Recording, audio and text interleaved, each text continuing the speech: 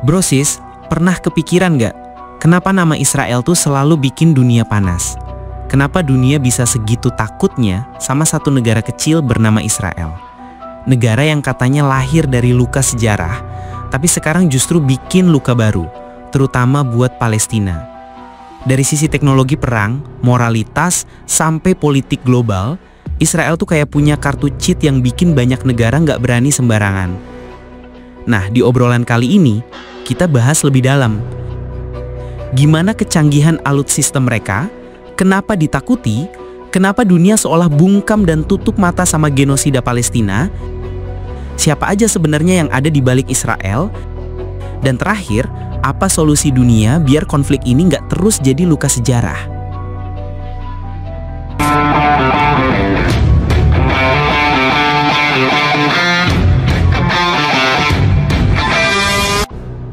Dari sisi moral. Kalau ngomongin moral, Israel sering banget disorot gara-gara tindakan brutalnya ke rakyat Palestina.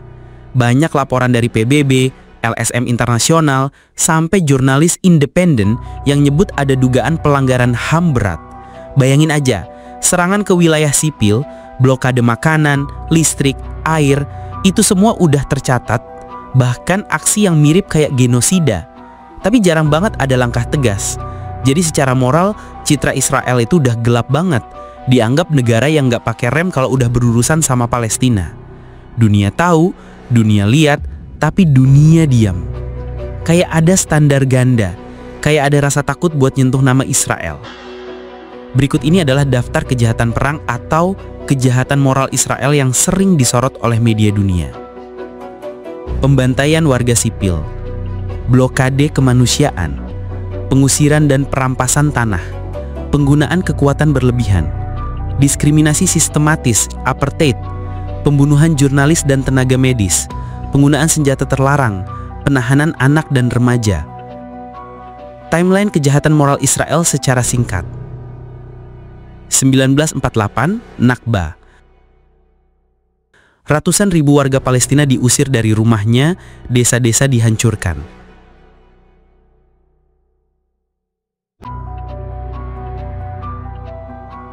1967, Perang 6 Hari. Israel rebut Yerusalem Timur, Gaza, tepi barat, pengusiran dan pendudukan makin luas.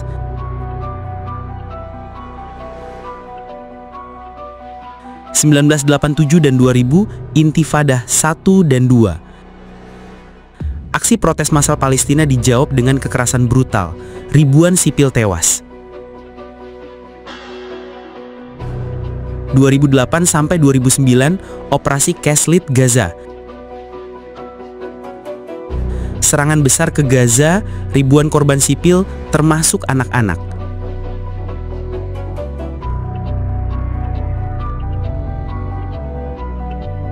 (2014) Gaza War. Serangan udara dan darat, sekolah PBB dan rumah sakit kena bom, ribuan korban sipil. 2021 Sejarah dan Gaza, pengusiran keluarga Palestina di Yerusalem, protes dibalas bom besar-besaran. 2023 sampai 2024 Gaza War terbaru, serangan masif, blokade total, listrik, air, obat, ribuan anak tewas, tuduhan genosida makin kuat. Sejak 1948 sampai hari ini, pola kejahatan moral Israel itu sama. Pengusiran, pendudukan, diskriminasi, dan serangan brutal ke sipil. Bedanya, sekarang semua terekam kamera, tapi dunia masih bungkam. Tapi di sisi lain bro, kita juga nggak bisa bohong. Alutsista Israel tuh salah satu yang paling canggih di dunia. Mereka punya Iron Dome, David Sling, Arrow, Iron Beam laser sistem pertahanan udara yang bisa tembak jatuh roket kayak main game. Ada juga drone tempur UAV, tank Merkava Plus tropi EPS, rudal presisi, sampai teknologi cyber warfare yang dipakai buat spionase kelas dunia. Bahkan negara besar kayak Amerika pun sering pakai teknologi buatan Israel. Jadi bukan cuma kuat di darat, laut, udara, tapi juga di dunia maya. Israel dikenal sebagai salah satu negara dengan inovasi militer paling maju di dunia, karena R&D gede-gedean, negara kecil tapi dipaksa survive, jadi fokus ke inovasi militer.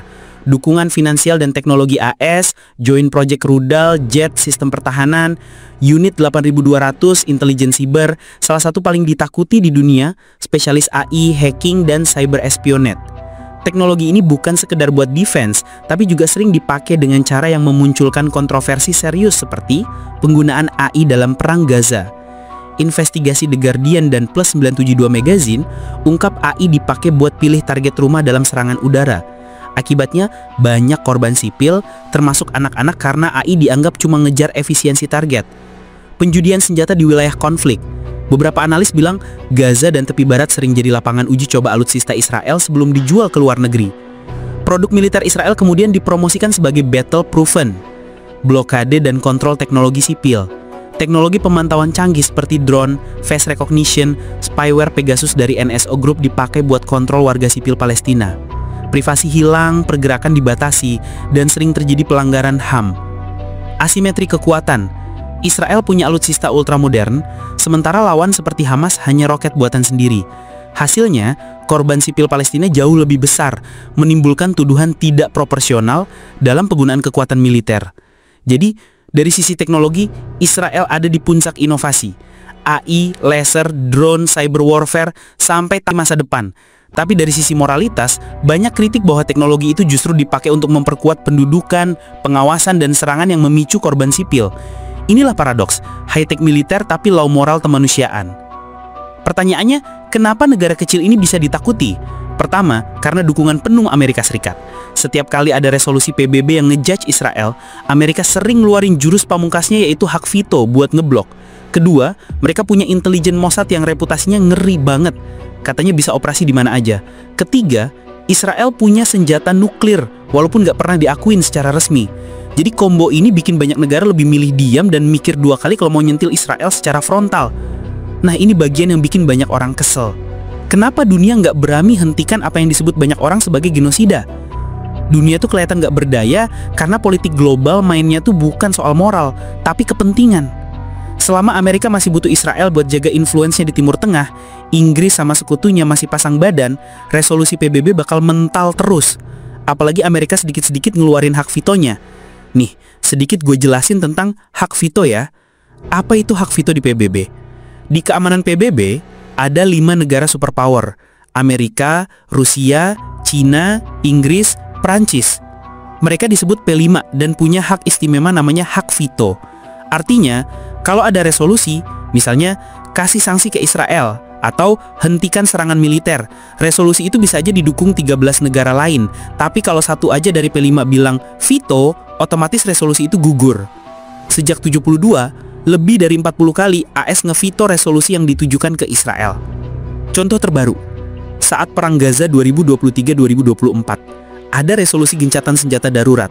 Mayoritas anggota Dewan Keamanan setuju, tapi AS langsung veto. Uni Eropa pun banyak yang nggak konsisten. Ada yang kritik Israel tapi tetap beli teknologi militernya.